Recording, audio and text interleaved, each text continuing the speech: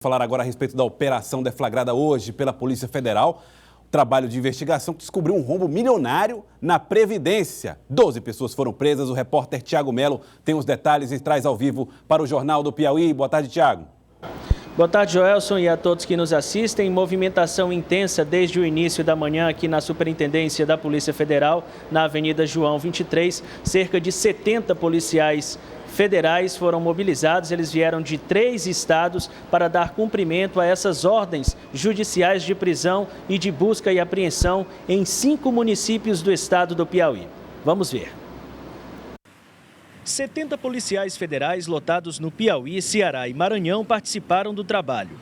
12 mandados de prisão temporária e 12 de busca e apreensão foram cumpridos em Teresina, Valença, Novo Oriente, Várzea Grande e Santa Cruz dos Milagres. Os presos são suspeitos de aplicar golpes em bancos e na Previdência Social. No grupo, há um advogado, um servidor do INSS, um agente financeiro e 9 agenciadores. Segundo o inquérito, o advogado era o elo de ligação entre os agenciadores e o servidor da Previdência lotado na agência de Valença. Depois de concedido o benefício, os dados do beneficiário iam para o agente financeiro, que realizava empréstimos com valores entre 5 e 7 mil reais. Era o pagamento dos investigados. O advogado, que não teve o nome revelado, atuava em Valença e foi preso em casa na zona leste de Teresina. É um direito do advogado ser assistido pela OAB. Então, qualquer cumprimento de mandado de busca e apreensão ou prisão no exercício da advocacia, o advogado tem direito de ser acompanhado pela ordem. A OAB tem que ser comunicada. Nós somos comunicados ontem à noite ainda, às 11 horas, que às 5 da manhã deveríamos estar aqui para acompanhar as diligências. E nós chegamos aqui às 5h30 para acompanhar essas diligências com a Polícia Federal. A investigação identificou mais de 500 benefícios com indícios de fraude, alguns pagos desde o ano de 2012. O prejuízo causado ao INSS é estimado em 10 milhões de reais. O órgão está suspendendo o pagamento para evitar um rombo que poderia chegar a 70 milhões. A Operação Sambito leva o nome de um rio que denomina uma microrregião situada no centro-norte do Piauí. À exceção da capital, todos os municípios envolvidos ficam no Vale do Sambito. O trabalho foi acompanhado pela Força Tarefa Previdenciária, que combate desfalques ao órgão em todo o país.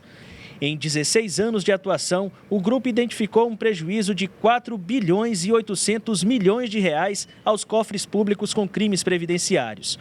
Um representante do Ministério da Previdência informou que 53 benefícios fraudulentos já foram suspensos no Piauí, evitando um prejuízo futuro de 7 milhões de reais. Há mais de 500 benefícios identificados já com o mesmo padrão de fraude e esses 500 benefícios já estão em processo de revisão pelo INSS. Assim que revistos, nós vamos ter aí mais uma economia de em torno de 70 milhões aos cofres da Previdência. E os beneficiados vão perder. Sim, são benefícios irregulares e esses benefícios vão ser suspensos. A gente passa a conversar a partir de agora com o delegado da Delegacia de Combate a Crimes Previdenciários da Polícia Federal no Piauí, delegado Lucimar Sobral. Boa tarde, delegado. Como é que esse esquema funcionava? Boa tarde.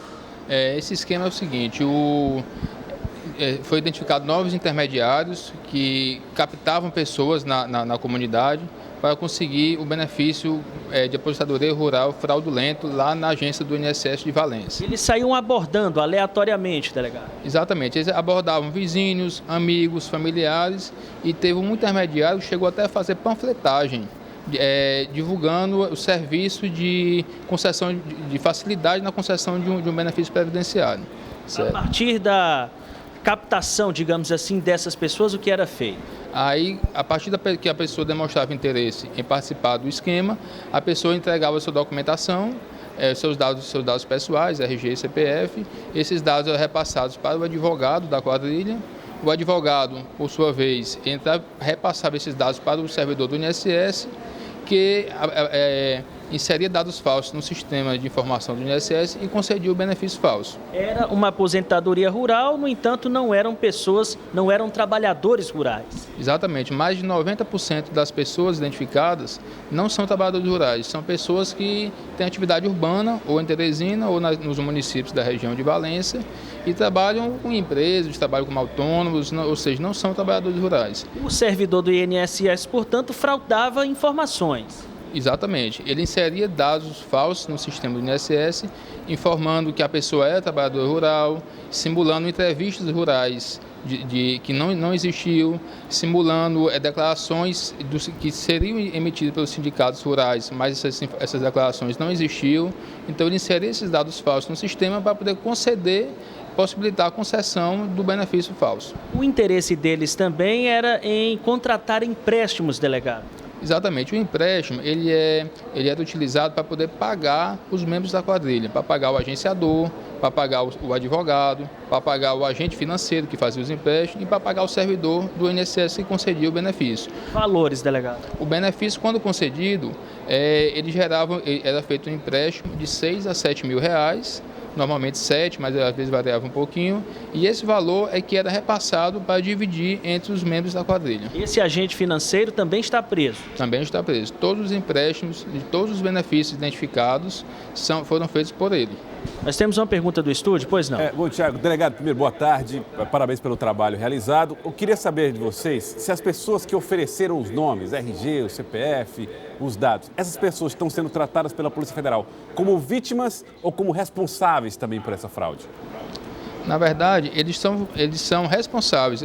Apenas uma pequena minoria é que realmente poderia ser vítima. Assim, a pessoa que já algum dia exerceu atividade rural, analfabeto, que poderia ser entendida como vítima. Mas a grande maioria, mais de 90%, realmente sabia que não era trabalhador rural, sabia que estava pagando para receber aquele benefício e sabia que não tinha direito a esse benefício. E o que vai acontecer com essas pessoas, delegado? Essas pessoas serão ouvidas no decorrer desse mês.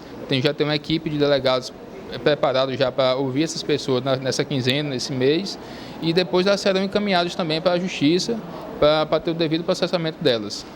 Serão obrigadas a devolver o dinheiro? Com certeza. Nós, inclusive, já pedimos ao Poder Judiciário, já foi deferido o bloqueio das contas dos presos de hoje. Todas as contas já estão bloqueadas, alguns veículos devem ter sido apreendidos, então nós estamos realmente, vamos atuar também nessa área da recuperação dos ativos desviados. Em relação ao advogado, o que há contra ele, delegado? Bom, o advogado, na verdade, ele junto com o agente financeiro, eles eram os mentores do crime. Todo o crime girava em torno deles. Eles é que mantinham contato com o servidor do INSS e que também mantinham contato com os intermediários. Quais crimes serão indiciados? São indiciados por corrupção ativa, corrupção passiva, associação criminosa, inserção de dados falsos em sistema de informação e só. Então, deve ser pedida a transformação da prisão em preventiva, delegado? Inicialmente foi concedida a prisão temporária de 5 dias. Esse prazo de 5 dias, prazo legal, pode ser prorrogado por mais 5 dias, mediante representação nossa. E encerrado esses 10 dias, havendo elementos, nós podemos pedir a prisão preventiva de alguns deles. Delegado Lucimar Sobral, muito obrigado pelas informações que nos trouxe. Joelson. Obrigado, Tiago, pelas informações.